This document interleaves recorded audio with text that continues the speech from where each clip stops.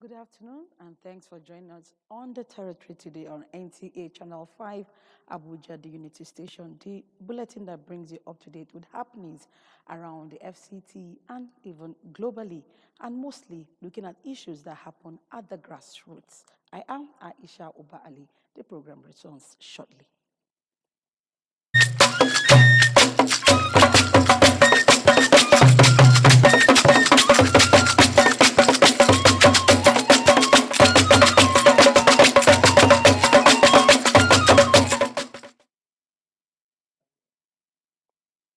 And now let's begin with stories from the presidency.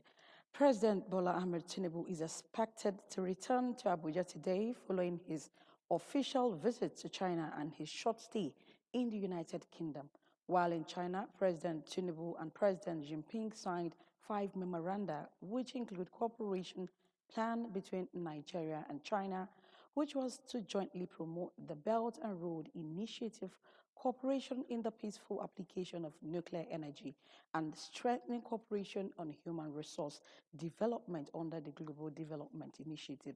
Others were the Memorandum of Understanding on Media Exchange and Cooperation and the Memorandum of Understanding between China and Media Group and Nigerian Television Authority Nigeria.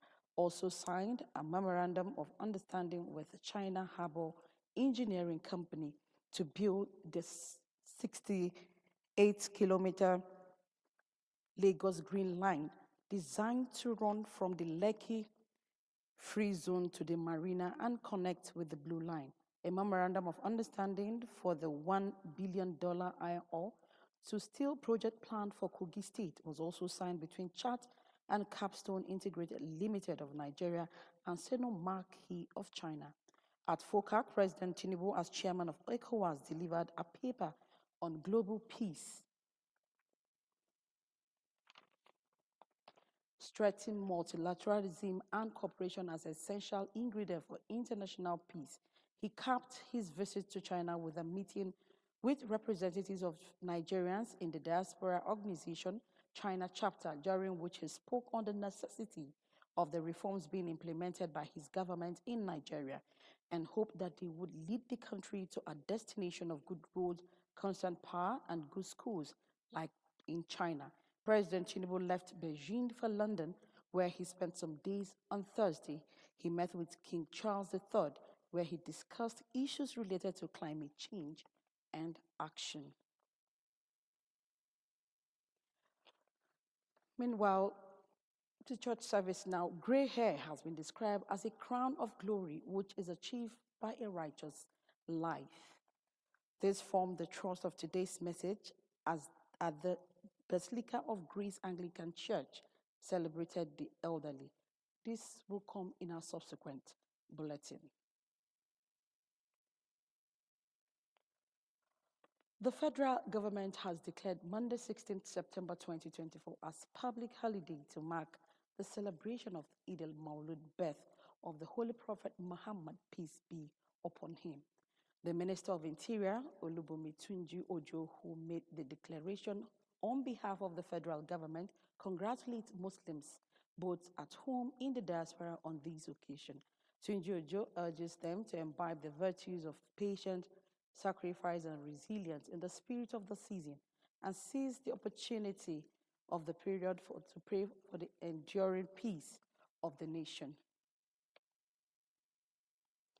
Muslims all over the world mark Eid al-Mawlud to commemorate the birth of the Holy Prophet, Muhammad, peace be upon him, but not many understand the significance and why Muslims celebrate the day. Let's join Tokbe Alabi in this report as he tells us what distinguished this day as it corresponds to Sunday, the 15th September 2024. The Quran emphasizes on one's duty to parents, and regardless of their faith, and duties to neighbors, relatives, sick people, the old and victims of natural disasters, the minority groups, and to promote what is good and prevent what is wrong. No individual's honor should be injured, and neither should a person be harmed. Prophet Muhammad is reported as saying, "A man is not a believer who fills his stomach while his neighbor is hungry." All these virtues are exemplified by the life of the Holy Prophet Muhammad. And in a nutshell, He lived the message as the Islamic society he built was acclaimed for its justice and equity. We do sadaqah with the little one we have. We don't need to have everything. Whatever you have, give to the needy. So that you can carry along the less privileged. So discipline, endurance, and empathy for humanity. It was said that at its peak, a woman could carry a load of gold on her head and travel from Medina to Mecca, a distance of 300 miles plus, without being harassed. This is the man who is being remembered today. But it is heart-rending to note that all these virtues that this great prophet epitomized are in great deficit in many places. Today, corruption is rampant, promoted by the greed and dishonesty of the elite. The followership is disillusioned and angry by the lack of progress and development. Patriotism is therefore less of a priority to many as they eke out a living by all means, fair or foul. The Quran said, وَمَا أَرْسَلْنَاكَ إِلَّا رَحْمَةً لِلْعَالَمِينَ. I have not sent you except mercy for the whole mankind. It's not only for Muslims. Prophets come to guide people to God. We should see ourselves as a single body, various parts of which must contribute for the well-being of that body.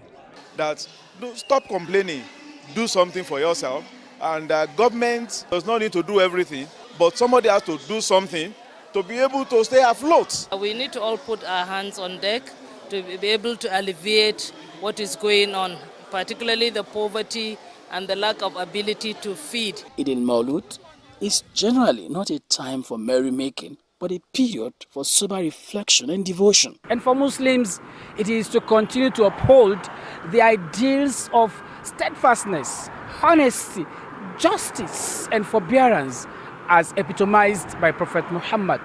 In Abuja, Tokwe Alabi, NTA News. Now, away from religion, let's go to humanitarian issues. FCT Minister of State Dr. Maria Mahmoud has assured FCT residents that the Federal Capital Territory Administration is totally committed to meeting their health needs. The minister gave the assurance at the flag off of a medical outreach under the renewed Hope Medical Mission, targeting more than 3,000 beneficiaries in Buari Area Council. Yours sincerely has the report. Medical health issue that occurs that we don't know before. So during pregnancy, they educate us to keep going for checkup. It has not precedented. It has never happened, and we are seeing it for the first time. So it's a welcome development. Good to know that the federal government actually have the masses at heart, and something regarding health is something that people take very paramount.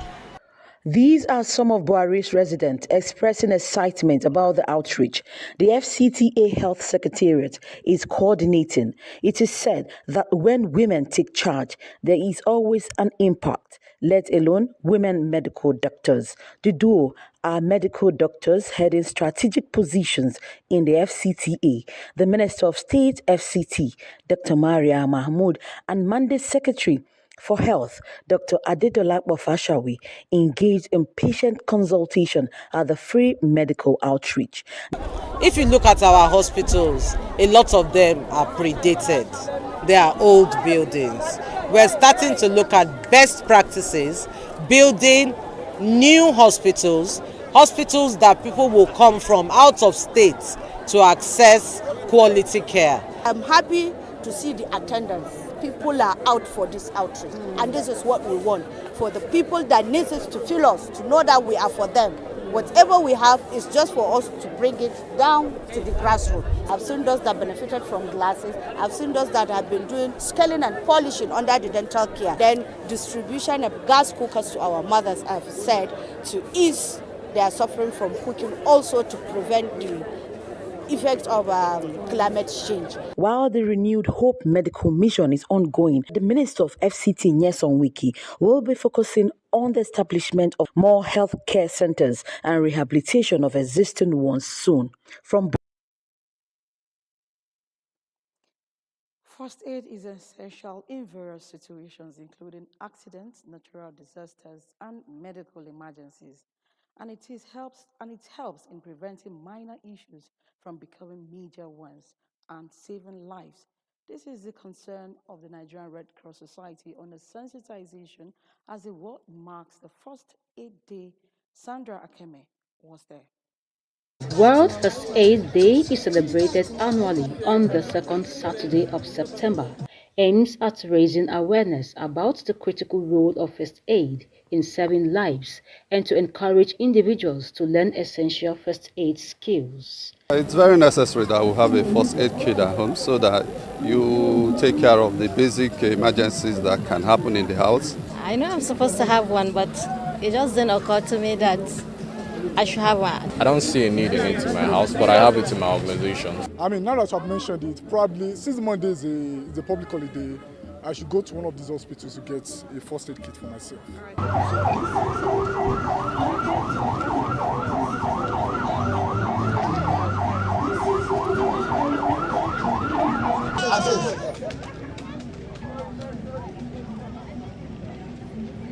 So he has assessed and he found out that the casualty is not breathing. So he's going to compress the chest, 30 chest compression. And after you give 2 breathing continuously until when the casualty starts to come back to life. Yeah. That was a drama staged by the Nigerian Red Cross Society on first aid awareness efforts, aligning with the United Nations Sustainable Development Goals (SDGs) to equip Nigerians with life-saving skills such as cardiopulmonary resuscitation, among others, to promote a safer and more resilient community. We want to sensitize people the importance of first aid, the need for everyone to have the knowledge of first aid. You can do 1 or 2 things and that can make a difference in life.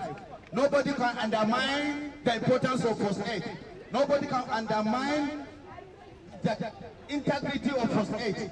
There are lots of times things happen. What do we do when such things happen in case of accidents? Someone can just slump, someone might have a cut, a deep cut. What do we do at such a time? We do first aid trainings at the Red Cross, and we have our phone numbers everywhere. You can reach out to us for us to train you on first aid, and also at the same time you can purchase your kits and also restock your kits with us. The theme for World First Aid Day 2024 focuses on first aid and sports, highlighting the importance of immediate medical attention for sports-related injuries. In Abuja, Sandra Akeme, NTA News. And you're still watching The Territory from NTA Channel 5 Abuja. We'll be back after this break.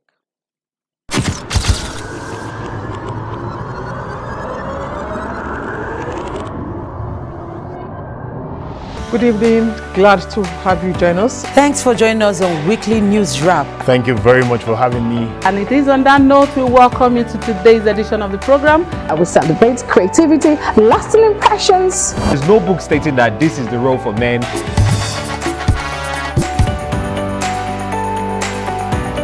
On the news. On the news at 7. The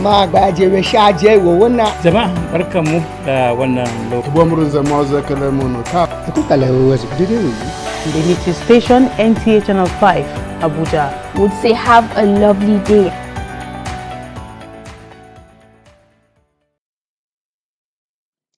Thanks for staying with us and still talking safety. Let's go to Kefi and find out what is happening there. In line with the federal government's resolve to ensure safety on waterways, the National Inland Waterways Authority has sensitized the local community in Nasarawa State to safety protocols while afloat. Christy Ayaji Adaji has the reports. We are currently in one of the most famous rivers in Nigeria, the River Benue, in Loko Town, which is a mini port that conveys goods to the eastern and western parts of Nigeria. Even though boat is considered as one of the safest means of transportation, many have died in this river as a result of both mishap and water-related activities due to non-adherence to safety measures. It is in view of the above that the National Inland Waterways Authority a federal government agency saddled with the responsibility of regulating, managing and controlling the use of inland waterways, deemed it necessary to sensitize both operators, passengers as well as stakeholders on the need to adhere strictly to safety protocols when using the waterways. Abuja area manager of the authority, who doubles as the liaison officer, Tracy Obiano, expressed concern over the disregard for safety precautions by water travelers, both operators and fishermen, advising them to always wear safety gears such as life jackets, operate at safe speed, desist from overloading, as well as avoid operating boats or flotation under the influence of alcohol. Most of the accidents shouldn't have happened because they are avoidable. If only both drivers, operators and passengers on our waterways adhere strictly to lay down safety rules and regulations. Overseer Local Development Area, Shuaibu Umar, and other stakeholders appreciated federal government for organizing such program, noting that the council will meet with relevant authorities to form a joint maritime team that will supervise activities on the waterways and ensure compliance to operational ethics. After this sensitization, we'll tell them the reality, they should face reality, because life is very, very important. I advise you to adhere strictly to the safety protocols to avoid being vulnerable to accidents. As the community is sensitized, what is expected from the people is strict conformity with the existing regulations. From Loco, Christy Ayagwa Adaji, NTA News. And now to infrastructure. The Federal Capital Development Authority, FCDA, has carried out demolition in the Baduma 2 community, Guzape district of Abuja, as part of its city sanitation exercise and clearing of criminal hideouts in the area. Serafina Okon Omekwe has details of this report. Most people could not carry anything, and after the place has been broken down, the Babambolas, the scrap men, they came throwing stones, throwing bottles, fighting everybody, and they ensured that they took everybody's property away. My father is a retired police officer. He retired as a DTO at Duse Division. Fine. With the gratuity he was paid, the little he was paid, this is what he managed to build this house. They come mark one house for the other side. So as they mark the house now, all our hopes, maybe if they mark, they will go back. They will come back to give us a notice. So yesterday now they just pass here, go up, come back. Say more, we'll start with the park our kaya. Since that yesterday, as I tell them, this girl never eat anything. Me kuma never eat anything. Nowhere to stay. Now outside to sleep till this morning. Indigenous and non-indigenous of FCT in Paduma community in Gusape district of Abuja, affected by the bulldozers and caterpillars of the development control. As they continue to count their losses and salvage few of their personal belongings, they are appealing to the Minister of the Federal Capital Territory, Nyesom Wike, and Development Control for compensation. It's almost 21 years. I've been living here. My house has been demolished to the ground level. I was not able to do away with even single zinc out of the house. So as it is now, my wife, she is pregnant, you can see, of which she is even booked for CS next month. Now we are rendered homeless, I don't know, okay, but my concern, even if the government are saying we should leave the area, they will have given us a prior notice. I was able to get it from the indigenes of the land because I believe that there are people that owns the land, which are the baggies, okay, and that was how I was able to acquire. I went to their heads and they were able to give me a piece of land and I paid for it. NTA, however, reached out to the Director of Development Control through telephone conversation. Yes, in Gilmo, in fact, Gilmo, they are working there right now.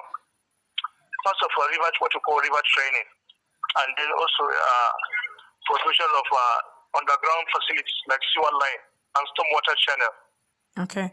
Is there any plan for compensation of these people? No, the people that were removed, they are mostly just temporary building materials dealers. But some homes were affected. Where somebody, you pay compensation where somebody owns a property with approved plan. Then you give him what do you call it, compensation. Chief of Paduma community lamented the spate of demolitions and denials of ancestral lands, expressing concern that the Gbagi nation and language may face the threat of going into extinction if the trend is not checked. We are human beings and we are indigenous. I'm the chief.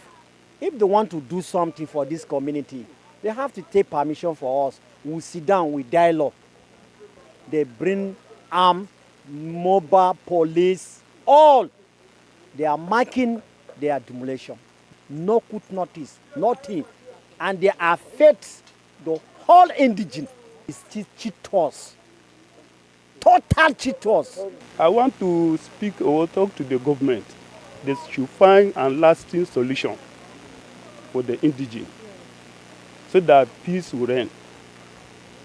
If not, if we continue like this, I think it will not result fine. Oh, don't compensate us. Oh, if they go build the house again for us, make them build them again. Because we don't know where we go. We don't know.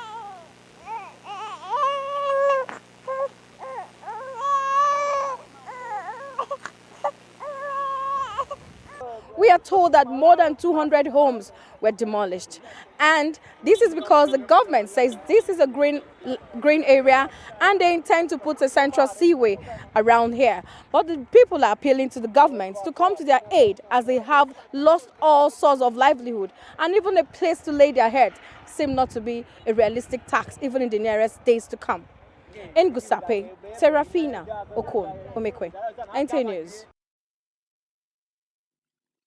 And it's with that report from Gusape that we wrap the territory today.